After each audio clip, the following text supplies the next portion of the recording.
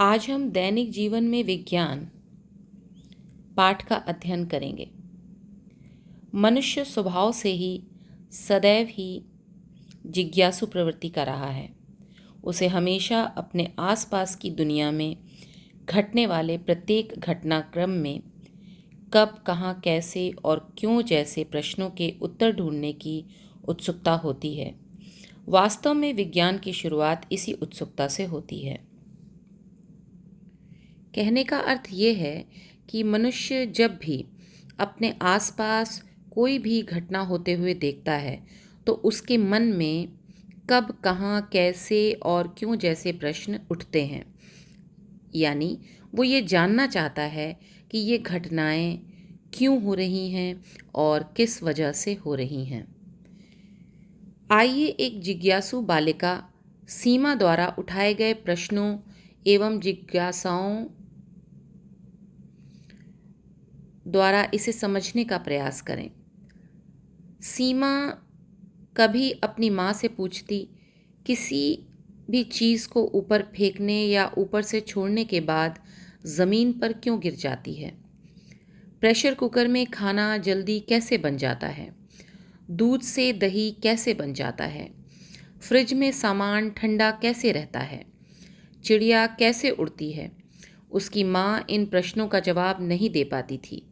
उसकी माँ ने कहा, मैं इन सवालों के जवाब नहीं जानती हूँ, आप अपनी शिक्षिका से पूछ लीजिएगा।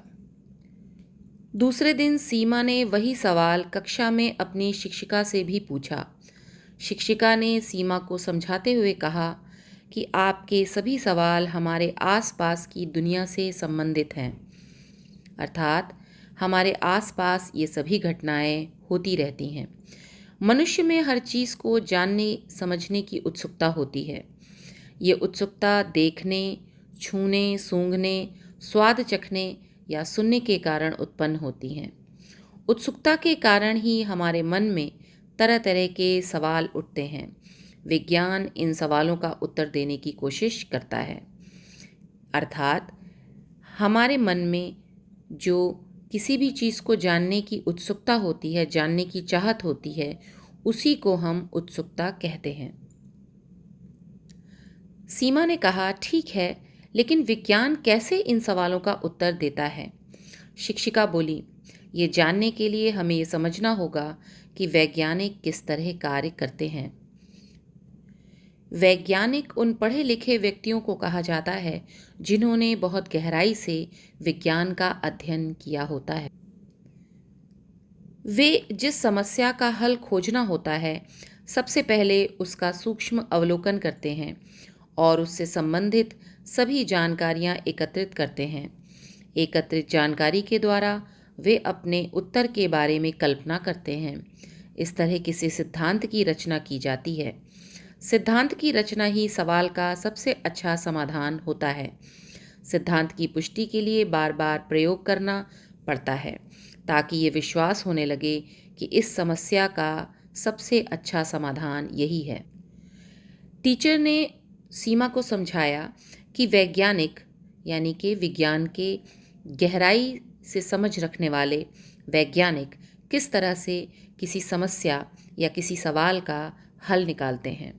सबसे पहले वो उस समस्या के बारे में सूक्ष्म अवलोकन करते हैं, मतलब वो उसके बारे में छोटी से छोटी जानकारी इकट्ठा करते हैं और उन सभी जानकारियों को एकत्रित करते हैं। एकत्रित यानी इकट्ठा करते हैं। एकत्रित जानकारी के द्वारा वे उत्तर के बारे में कल्पना करते हैं, यानी वो जो जानकारी उनको प्राप्त होती है उसके आधार पर सोचते हैं कि इसका ये उत्तर हो सकता है।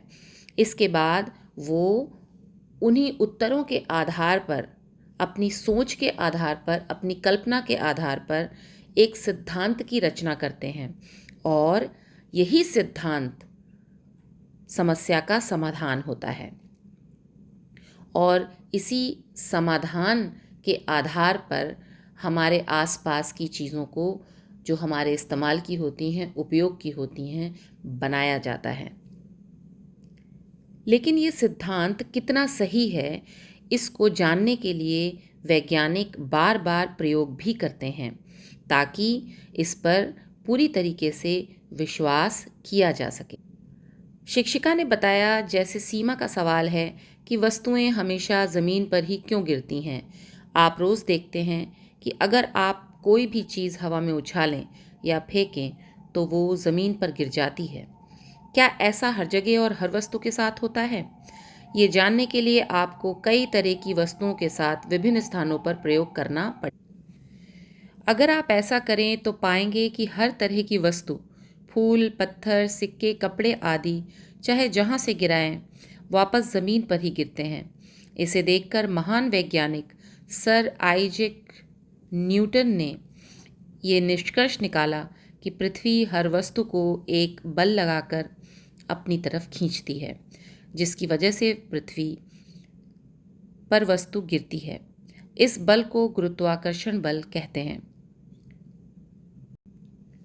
सर आइजैक न्यूटन एक विदेशी वैज्ञानिक थे जिन्होंने हर वस्तु को पृथ्वी की ओर गिरते हुए देखकर इसके बारे में गहराई से सोचा और सूक्ष्म अध्ययन करके ये पता लगाया कि पृथ्वी पर हर वस्तु के गिरने का कारण है पृथ्वी में एक बल का होना, जिसे हम गुरुत्वाकर्षण बल के नाम से जानते हैं। इसको इंग्लिश में ग्रेविटेशनल फोर्स भी कहते हैं। सीमा अपने प्रश्न का इतना सरल उत्तर पाकर उत्साहित हो गई। शिक्षिका सीमा के उत्साह को देखकर बोली कि ज़्यादातर उत्तर सरल ही होते हैं, लेकिन उनके उत्तर या सिद्धांत पाना अक्सर जटिल होता है, कठिन होता है। वैज्ञानिक किसी भी समस्या, जिज्ञासा का समाधान प्राप्त करने के लिए वैज्ञानिक विधि के विभिन्न चरणों के द्वारा निष्कर्ष निकालते हैं और उससे समाज को लाभान्वित करते हैं। वैज्ञानिक विधि के विभिन्न चरण हैं। पहला चरण है जिज्ञासा, यानी प्रश्न करना। किसी भी घटना को देखकर जब व्यक्ति के मन में कोई जिज्ञासा पैदा होती है तो वो एक प्रश्न के रूप में होती है। परिकल्पना, उसके बाद वो उसके बारे में अपने मन में एक सोच बनाता है जिसको हम परिकल्पना कहते हैं। इसके बाद वैज्ञानिक उस परिकल्पना के आधार पर परीक्षण करते हैं, टेस्ट करते हैं कि क्या जो हम सोच रहे हैं वो सही है, क्या हमारी परिकल्पना सही है। इसके बाद उस परीक्षण का कई बार निरीक्षण किया जाता है और निरीक्षण के साथ साथ उसके बारे में विश्लेषण किया जाता है। उसके हर पहलू की जांच की जाती है और फिर उसके हर पहलू को